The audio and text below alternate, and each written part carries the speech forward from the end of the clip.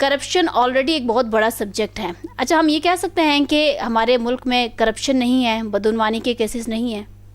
جی بہت شکریہ مہوش. ہمارے ملک میں بالکل کرپشن ہے,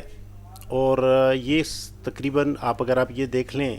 اس کو عرصہ دراز ہو گیا ہے, اور اس کے اوپر قانون سازی نہ ہوئی, اور اگر ہوئی بھی تو اس پہ عمل درآمد نہیں ہوئے. اگر آپ 1990 کی دہائی میں چلے جائیں تو 3 حکومتیں جو ہیں وہ کرپشن کے اوپر وہ گئیں 58(2)B کے تحت, اور وہ اس کے بعد جو حکومتیں آئیں انہوں نے پچھلی جو حکومت تھی اس کے خلاف بہت سارے کیسز بنائے, لیکن کچھ عرصے بعد وہ حکومت بھی گئی اور دوبارہ حکومتیں آتی جاتی رہیں, لیکن اس کے اوپر ورکنگ نہیں ہو سکی. اس کے بعد 1999 میں جنرل مشرف صاحب جو ہیں انہوں نے ٹیک اوور کیا, اور انہوں نے نیب کے چیئرمین جنرل امجد کو بنا دیا. جنرل امجد نے اپنی ایک بڑی اعلیٰ قسم کی ٹیم کے ساتھ پوری ایک ورکنگ کی, اور 1980 لوگوں کی پورے پاکستان میں جو پچھلے تقریباً کوئی 40 سال کے اوپر محیط پوری ایک لسٹ تیار کی کہ کہاں کہاں کیسے کیسے کون کون سی کرپشن ہوئی ہے, کون کون سے انوالو ہیں, اور اس میں یہ ایون فیلڈ بھی شامل ہے, اس میں اور بہت ساری چیزیں شامل ہیں. اس میں انہوں نے جو انٹرنیشنل کمپنیز تھیں براڈ شیٹ اور اس کو بھی ساتھ اٹیچ کیا, اور پوری ایک ورکنگ کی. اب وہ سٹیپ وائز اس کے اوپر ورکنگ ہونی تھی, ایک عدل اور انصاف کے ذریعے ان لوگوں کو بلانا تھا, اور ان کا جو وائٹ منی ہے ان کو اسیس کرنا تھا, لیکن بدقسمتی سے ہو نہیں سکا. اچھا یہاں پہ کرپشن جب ہم لیتے ہیں تو ہم یہی سمجھتے ہیں کہ ہم کسی سرکاری آفس میں جاتے ہیں اور وہاں پہ کلرک کو 3-4 ہزار 5 ہزار روپیہ دے کے ہم یہ سمجھتے ہیں کہ یہاں بہت کرپشن ہے.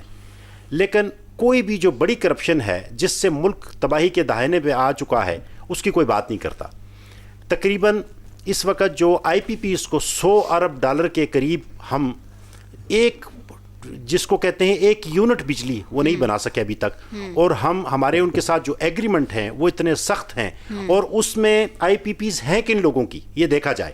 وہ لوگ ہمیشہ ہر حکومت میں حکمران رہتے ہیں یا ان کے ساتھ وہ اٹیچ رہتے ہیں. $100 ارب تو ہم نے آئی پی پیز کی مد میں دے دیا. ہمارا ٹوٹل پورے سال کا جو اس وقت ہمیں چاہیے ہی تقریباً اپنی بجٹ کے لیے $18 ارب, تو ہمارے جو گزشتہ آپ یہ سمجھ لیں کہ جو 5-6 یا 7 جو ہمارے بجٹ ہیں وہ پوری کی پوری اماؤنٹ تو ہماری آئی پی پیز لے گئی, اور وہ ہم ہر وقت آئی ایم ایف کے دہانے کے اوپر کھڑے رہتے ہیں ان کے اس کے اوپر کہ بھئی ہمیں کچھ آ جائے, ہمیں کچھ آ جائے. جب بھی آتا ہے وہ آئی ایم ایف سے اگر وہ $1 ارب آتا ہے تو اس میں $80 کروڑ جو ہے وہ تو آپ کا ایڈجسٹ ہو جاتا ہے.